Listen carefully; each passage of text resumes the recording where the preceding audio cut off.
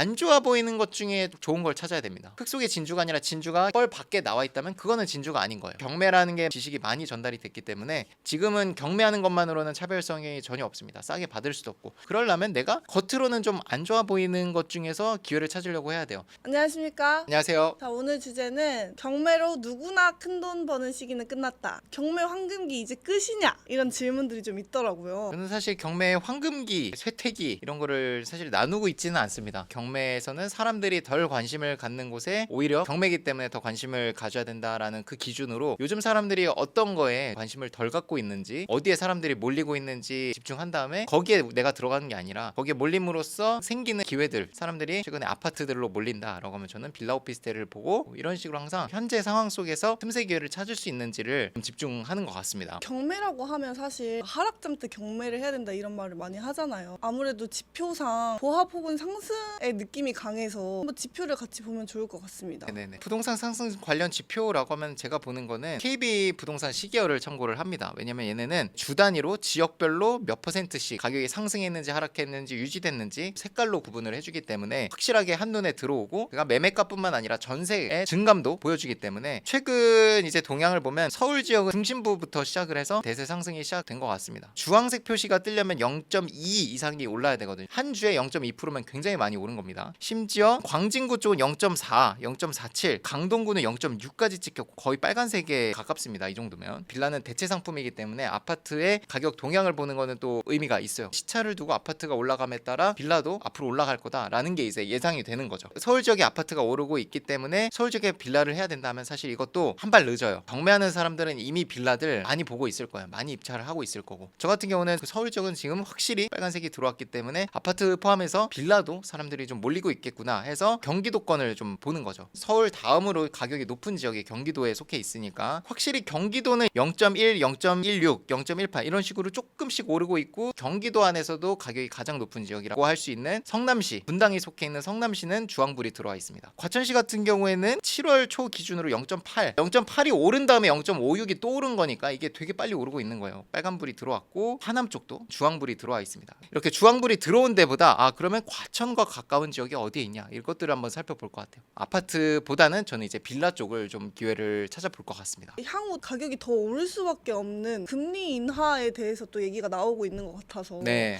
또 금리 인하가 부동산 시장에 또 어떤 영향을 미치는지. 집값에 영향을 주는 가장 큰 요인이 사실 금리라고 저도 생각을 합니다. 그 두 번째가 이제 공급량, 심리에도 영향을 주고, 집을 살 때 현금 주고 사는 사람이 아니라면 대출을 받을 텐데 대출에 대한 비용이 싸지는 거거든요. 금리를 낮춘다라는 것 자체가. 금리가 싸진다는 건 같은 소득이라면 예전에는 1억만 대출 받아도 내 월급의 뭐 4분의 1, 3분의 1 수준이었는데 금리가 내려가게 되면서 1억 받았던 그 대출 이자가 한 1억 5천, 2억까지도 대출 이자가 똑같아지는 거죠. 대출을 더 받을 여력이 생기기 때문에 집값에 영향을 주는 겁니다. 부동산과 관련된 대출은 두 가지가 있죠. 전세 대출, 그리고 주택을 매수할 때 하는 담보 대출, 두 가지가 있는데 보통은 월세로 사시던 분들이 전세로 넘어갑니다. 월세 내는 것보다 전세 대출을 받아서 대출 이자를 내는 게 훨씬 싸거든요. 그러다 보면 월세 수요가 전세로 갈아타게 되면 어떻게 되겠어요? 전세가가 올라가게 되겠죠. 공급은 똑같은데 사람들이 월세에서 전세로 몰린다면 가격을 올릴 여력이 되죠. 이제 전세가가 올라가게 되고, 매매가는 똑같은데 전세가가 올라가게 되면 이 갭이 또 줄어들게 되죠. 이 정도면은 지금 금리도 낮아지고 있고 갭도 얼마 안 되고 예전에 대출보다 훨씬 싸니까 집을 그냥 살래. 그리고 최근에 또 집값이 오른다는 기사들도 많이 나오니까 훨씬 더 그런 여력이 생기는 거죠. 그러면 지금 실제로 상승했고 또 앞으로 더 상승할 여력이 있는 이 시기에 경매로 돈 버는 시기는 끝났다 이렇게 표현을 하더라고요. 누가 그래요? 누구나 돈 버는 시기는 끝났다. 아, 그러니까 약간 지식의 장벽이 맞아. 좀 생겼다고 해야 되나?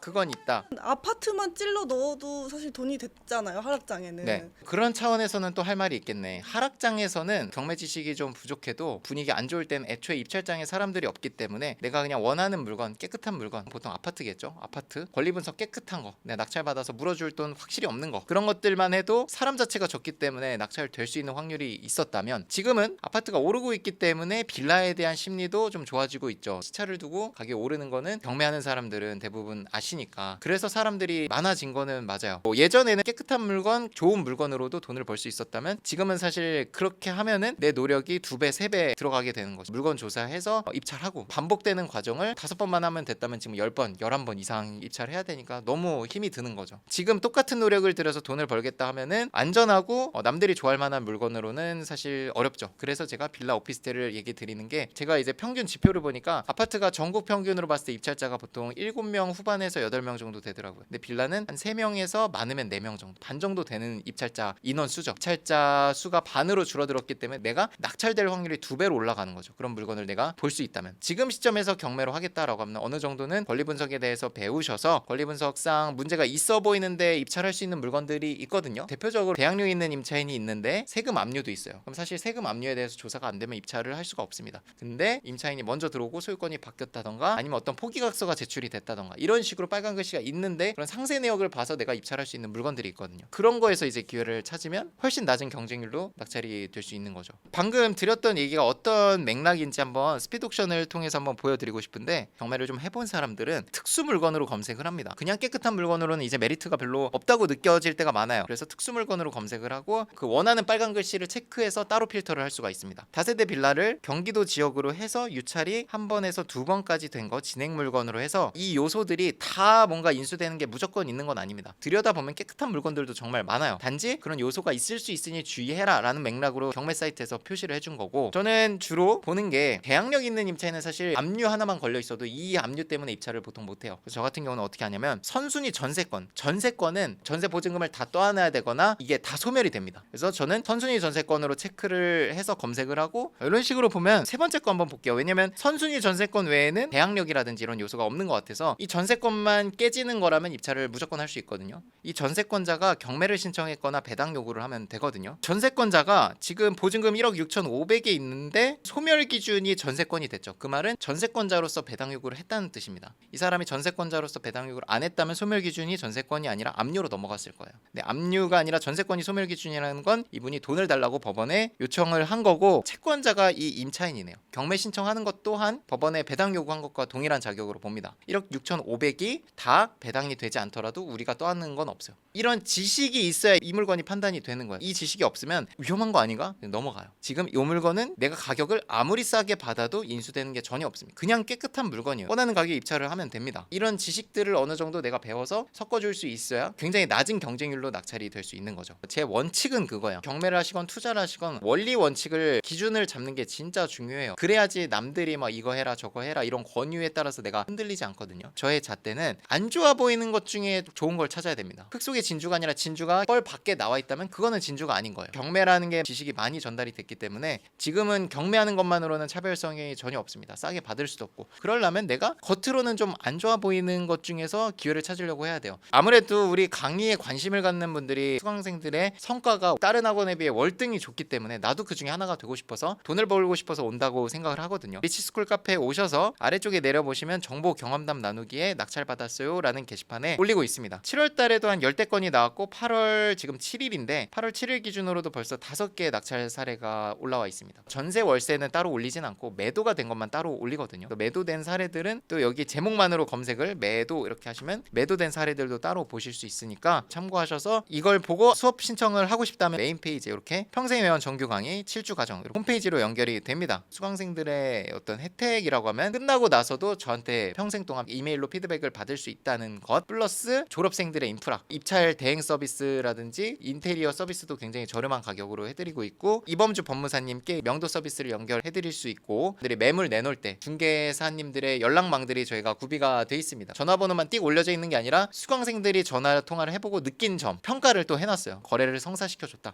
교육이 끝나고 나서도 계속 이용을 할 수 있고, 권리 분석에 관해서 처음에 들으시면 좀 어려워하시거든요. 그런 거에 관해서 제가 온라인으로 또 라이브로 보충 강의 하는 시간이 있고, 조별로 나눠 임장을 나갑니다. 지정해드린 물건에 대해서 시세 조사도 하고 현장에 가서 물건에 대해서 어떻게 조사하는지, 그래서 물건도 제가 찾아드리고 가격 조사, 손품 조사 이런 것들도 제가 전날에 정리해서 쫙 올려드리거든요. 그걸 가지고 이제 현장에 가서 조사하고 이웃 주민도 만나보고 이런 것들을 하는 거를 이제 몸소 보여드리고 있죠. 저는 몰랐는데 동행임장이 현재 진행 중인 물건으로 안 가시는 분들이나 다른 강사분들을 보내시는 경우가 너무 많더라고요. 이미 내가 낙찰받은 물건이나 다른 수강생이 낙찰받은 물건에 가는 거야. 진행 중인 물건을 보는 게 입찰하라고. 그럼 끝난 물건을 가지고 하는 거는 내가 그때 이랬었어, 그때 이렇게 봤었어를 보여주는 게 너무 쉽겠다 보여주기. 강사 입장에서 동행임장을 갔을 때 인터뷰할 때 까이거나 부동산에서 까이거나 이걸 보여주기 싫은 거지. 그걸 왜 보여주기 싫지? 그걸 보여줘야 되는데 그럴 수 있다라는 걸 알려줘야지. 경매를 하는 데 있어서 어려움이 느껴지는 것들을 해결해주는 교육 그리고 서비스라고 생각을 하는데, 내가 낙찰받은 물건으로 임장을 하면 너무 편할 것 같긴 해. 그냥 구경이죠, 구경.